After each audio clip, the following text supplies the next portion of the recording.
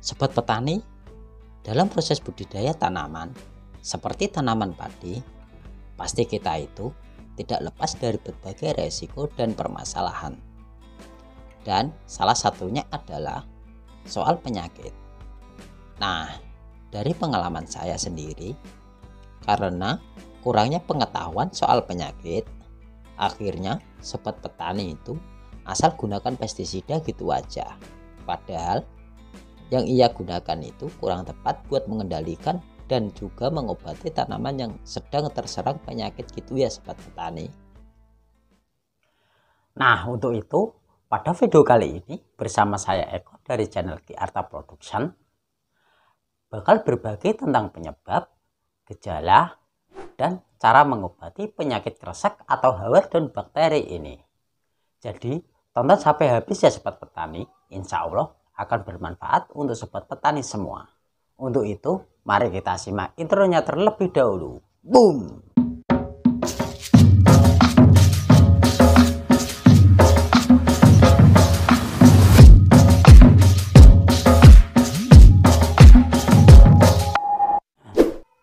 Saya doakan untuk sobat petani semua yang mau subscribe channel ini, semoga rezekinya makin bertambah lagi. Sobat petani, pernah nggak Anda melihat tanaman padi mengalami gejala kayak gini? Nah, kalau sobat petani menemukan gejala yang kayak begini, artinya tanaman padi tersebut terkena hawar daun bakteri atau biasa juga disebut dengan kresek. Penyakit hawar daun bakteri ini karena adanya bakteri Xanthomonas ya sobat petani. Gejalanya itu dimulai dari tepi daun berwarna oranye keabu-abuan dan pada akhirnya daun menjadi kering, lalu bagian kering ini bakalan semakin meluas ke arah seluruh daun.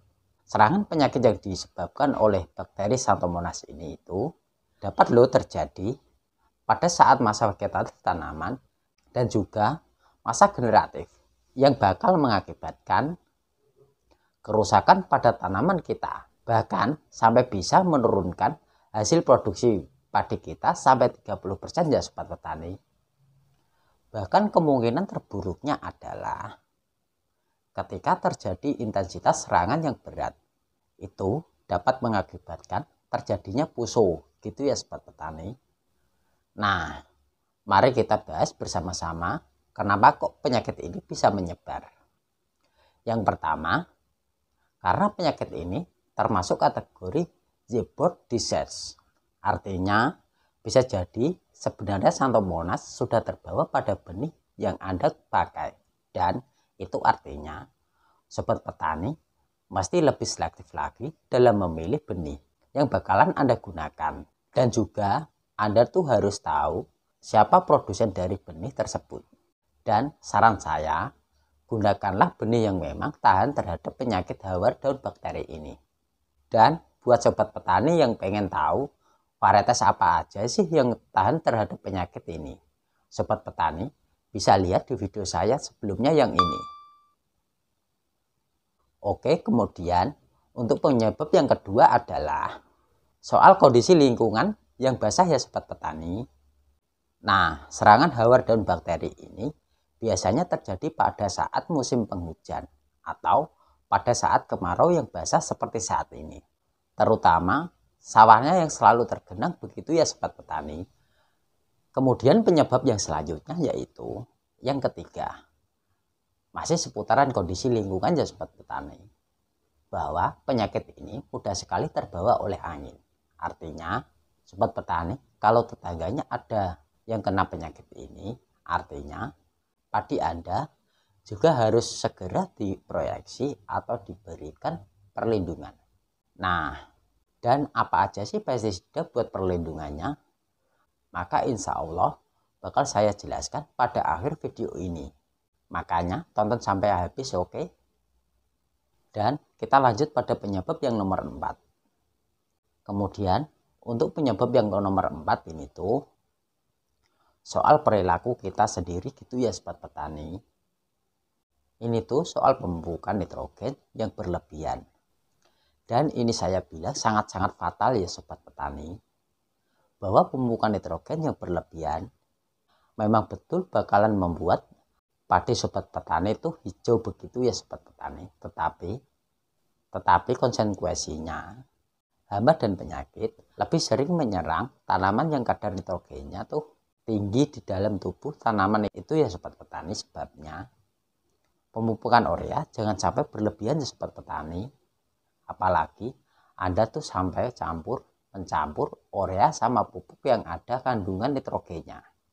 Jadi saran saya, ikutilah rekomendasi pemupukan nitrogen yang ada di tempat sobat petani. Atau sobat petani bisa menonton video saya yang ini. Di sana saya telah menjelaskan dosis-dosis yang tepat untuk pemupukan gitu ya sobat petani. Dan penyebab penyebaran yang kelima yaitu masih seputaran perilaku kita ya sobat petani, yaitu ketidaktahuan kita mesti mengendalikan dengan apa penyakit yang kayak gini. Saya bicara begini karena memang terjadi di tempat saya. Jadi seminggu yang lalu saya pernah bicara dengan teman-teman sobat petani di sini. Mereka tidak tahu tentang penyakit hawar dan bakteri ini. Maka pasti bakalan salah besar ketika kita menggunakan insektisida buat pengendaliannya. Karena penyakit hawar dan bakteri ini penyebabnya adalah bakteri gitu ya sobat petani.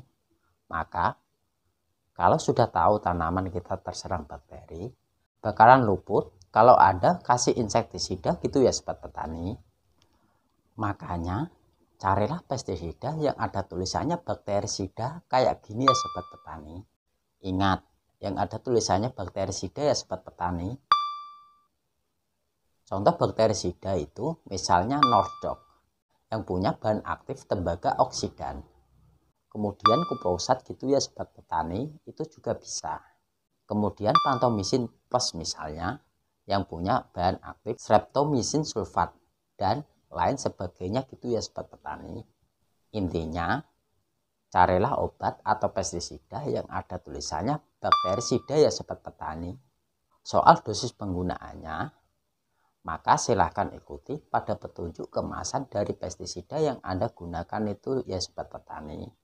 Dan kalau Anda pakainya Nordex misalnya, bisa Anda pakai sekitar 2 sendok makan buat satu tangki sprayer ya sobat petani. Dan buat pestisida yang lain, bisa ikuti petunjuk dari kemasannya tersebut ya sobat petani.